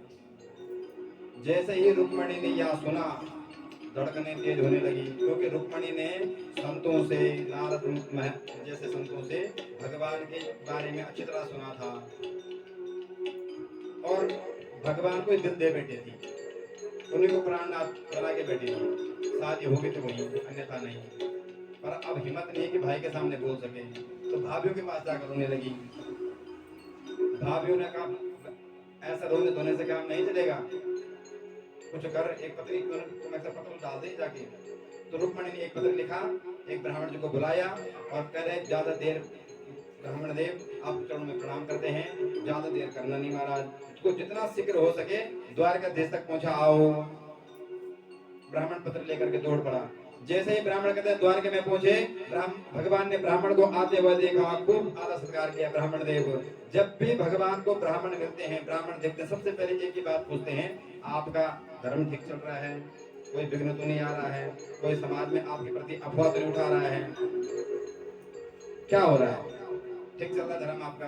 ब्राह्मण ने कहा प्रभु बड़ी कृपा है आपकी, धर्म व्यवस्था सब ठीक ठाक चल रही है। परंतु यहाँ पर फिर भगवान ने पूछा कि आपको यहाँ पर आने का प्रयोजन क्या था, कारण क्या था? तब कहते हैं भगवान ने कहा कि मैं आपके लिए एक पत्र ले आया हूँ,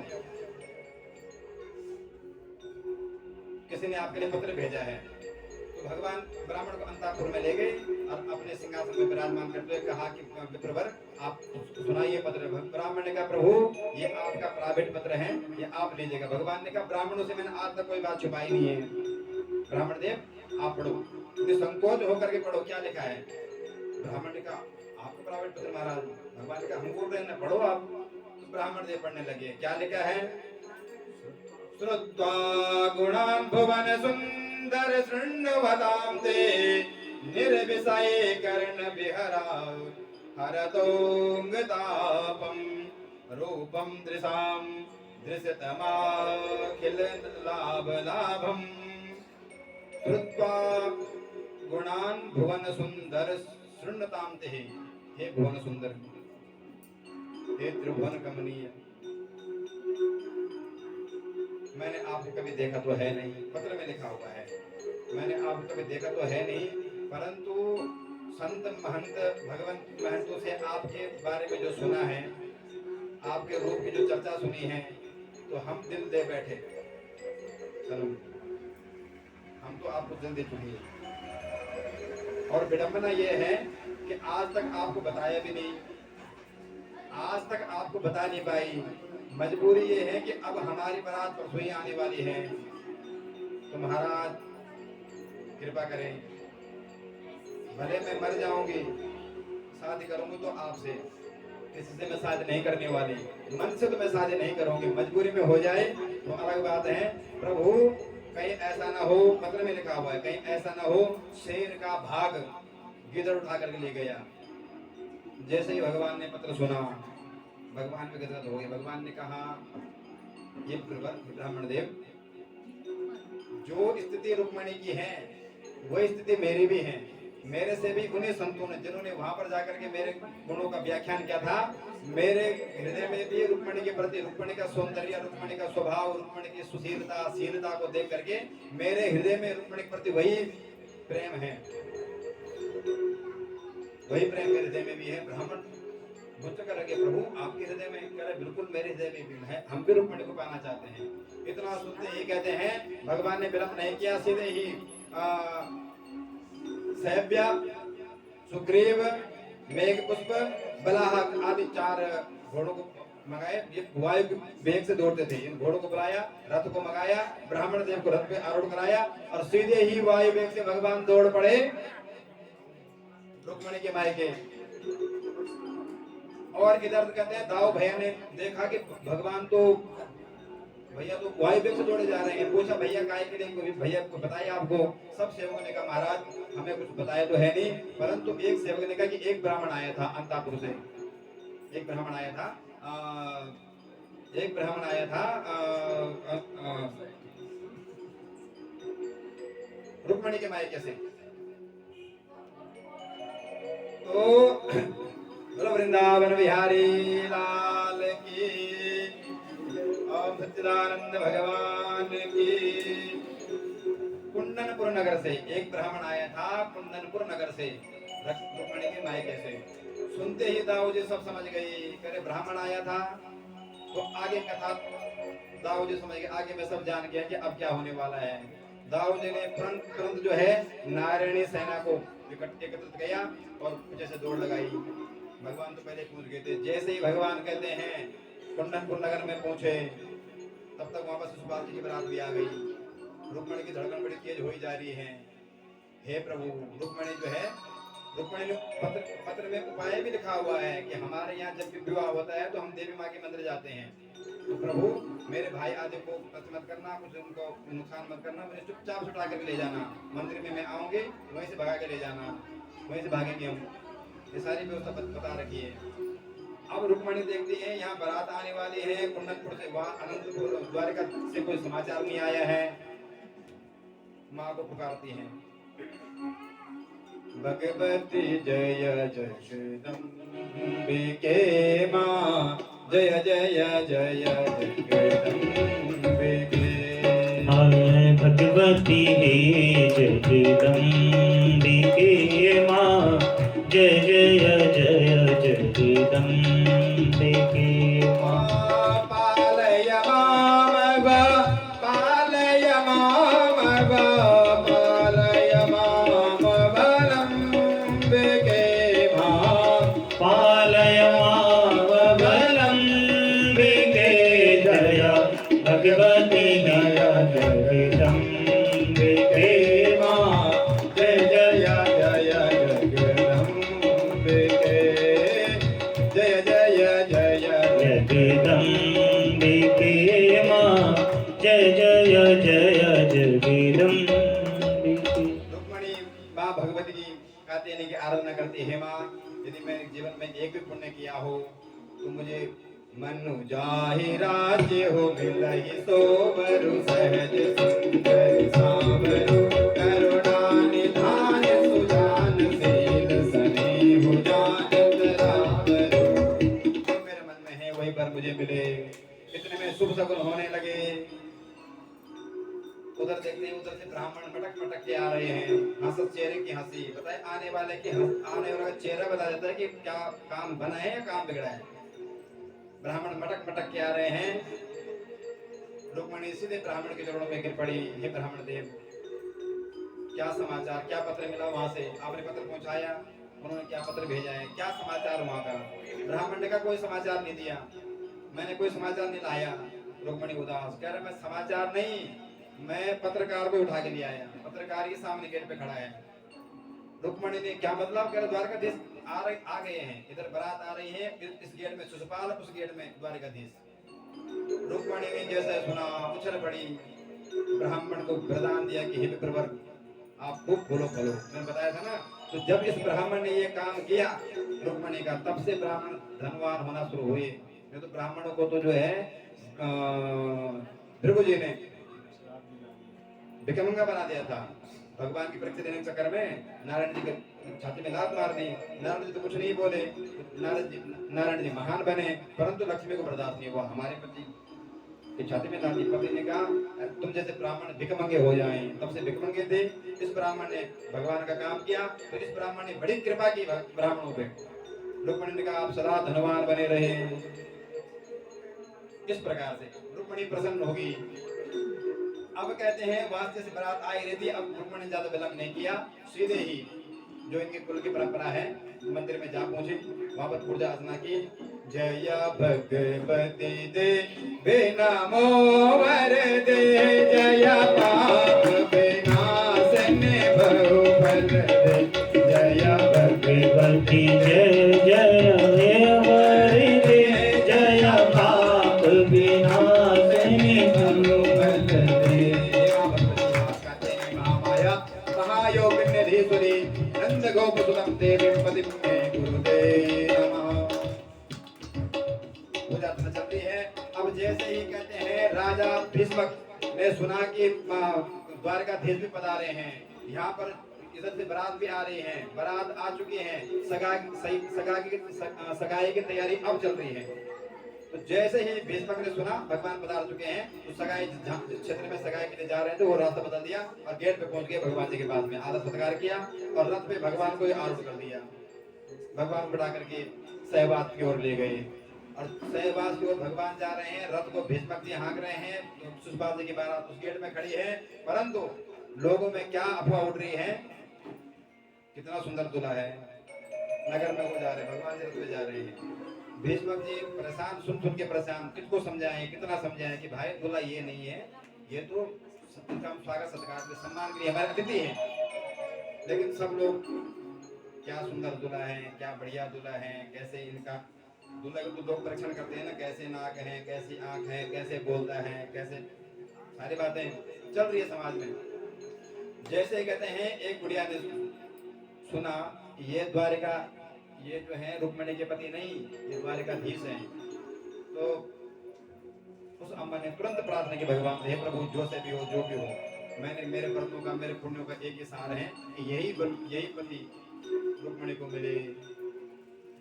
सहवास की ओर ले गई, वहां पर भगवान का आदर सत्कार किया और भीष्मक जी ने, और कहा महाराज आप ठीक टाइम पे बता रहे हैं, बड़ी कृपा हुई है आपकी। भगवान ने कहा ज्यादा देर रुकना ठीक नहीं है, आपने बुलाओ तो भेजा नहीं, बिना बुलाए हम आए हैं।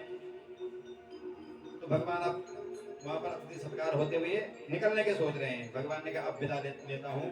भीष्मक जी ने कहा प्रभु इसी प्रकार से आते जाते रहना। भगवान ने कहा कि आते जाते क्या, भगवान ने चाहो तो आना जाना लगा ही रहेगा, आप चिंता ना करो, आना जाना लगा ही रहेगा। भगवान निकल पड़े उस तरफ दूसरे गेट में, जहाँ पर द्वारिकाधीश, जहाँ पर रुक्मिणी जी पूजा के लिए गई हुई थी। और जैसे ही भनक कहते हैं शिशुपाल को पड़ी कि उधर से द्वारिकाधीश भी आ रखे हैं, और जरासन के कान में ये बात पहुंची। जरासन ने भड़काना शुरू कर दिया, शिशुपाल मैंने गलती की थी, पहले तो ये सोचे कि आए कहां से, ये मैंने पर्वत में जला दिया था, इनके भूत घूम रहे थे इधर। जब सुना कि भगवान ही आ रखे हैं तो जरासन ने तुरंत भड़काना शुरू कर दिया शिशुपाल अब ज्यादा गलती मत करना भैया। वो दोनों जो है ना अद्वितीय, अकल्पनीय, अस्मरणीय हैं, उनका बल पराक्रम तो अद्वितीय है, परम बलवान है भैया, कुछ भी गड़बड़ हो सकती है, ज्यादा विलंब मत कर, बारात को सीधे दौड़ा और पहले तो इनका इंतजाम कर। शिशुपाल ने तो कहा हमें काहे के लिए भड़का रहे महाराज, अतिथि होंगे उनके, आए होंगे, अतिथि नहीं, जहाँ वो जाते हैं गड़बड़ जरूर करके जाता है, वो आते ही गड़बड़ करने के लिए हैं। वृंदावन बिहारी लाल की। तो शिशुपाल ने सैनिकों आगे दे दी, सैनिकों को कह दिया कि जहाँ पर जिस मंदिर में रुक्मिणी पूजा आराधना चल रही है वहां के पहरे लगा दिए, पूरा नगर को सैनिकों से आच्छादित कर दिया, पहरे की व्यवस्था कर दी। अब कहते हैं जैसे ही रुक्मिणी पूजा करके घर से बाहर निकली, मंदिर से बाहर निकली, देखती है तमाम सैनिक हजारों की संख्या में खड़े हैं। इस सैनिक का रथ, उस सैनिक का रथ, रुक्मिणी चक्कर में पड़ गई। भगवान आए तो हैं, लेकिन अब इस सब भगवान को पहचानोगे कैसी, ना तो कभी देखा, केवल नाम सुना, महिमा सुनी, अब रूप तो निहारा नहीं है, रूप कैसा होगा। निहारते जा रहे हैं, ये भी नहीं है, ये भी नहीं है, ये भी नहीं है। और जिस सैनिकों पे रुक्मिणी की दृष्टि पड़ती है वही सैनिक भी रुक्मिणी के सौंदर्य में मुग्ध हो जाता है, मोहित हो जाता है। इस प्रकार से निहारते निहारते निहारते निहारते भगवान से जब आंखें मिली तो आंखें चार हो गई। भगवान ने हाथ खड़ा कर दिया, हम ही हैं, आ रखे हैं, चिंता न करो, हम ही हैं। रुक्मिणी ने जैसे निहारी, तुरंत शर्मीली आंखें झुका दी, समझ गई और मन में प्रसन्नता के बादल छा गई, प्रसन्नता उमड़ पड़ी। और अब कहते हैं भगवान ने ज्यादा विलंब नहीं किया, जैसे ही रुक्मिणी भगवान जी के करीब आई, भगवान ने ऐसी माया की पट्टी डाली, ऐसी भ्रमित किया जनता को, सैनिकों को, सब मोहित हो गए। भगवान ने रुक्मिणी का हाथ पकड़ा, रथ पर बिठाया और सीधे भगाना शुरू कर दिया। जैसे ही भगवान ने रुक्मिणी को भगाना शुरू किया, सब लोग कहते भाई कैसा रथ है, कैसा सौंदर्य है, यही गा रहे हैं। भगवान जब कुछ दूर चले गए तब पता लग रहा है आपस में दोनों को, भाई हम यहाँ पर आए क्यों थे, राजा ने हमें क्यों भेजा था यहाँ पर, हम तो रुक्मिणी की रक्षा के लिए आए थे, पहरेदारी के लिए, भूल ही गए हम तो। और रुक्मिणी वो ले गई, वो भाग गए। तब ध्यान आ रहे हैं, दौड़ पड़े सैनिक पीछे, ललकार रहे हैं कि क्षत्रिय हैं भगवान को, तो आप भगा के युद्ध लड़ो। भगवान ने कहा रुक्मिणी, भगवान ने रथ वापस घुमाया, कह रहे मुझे ललकार रहे हैं, और क्षत्रिय का धर्म है जो युद्ध के ललकारे पीछे नहीं हटना चाहिए। भगवान जी से पीछे घूमे, उतने में जो है दाऊ जी आ गए। कन्हैया तू चिंता मत कर भैया, मैं पहुंच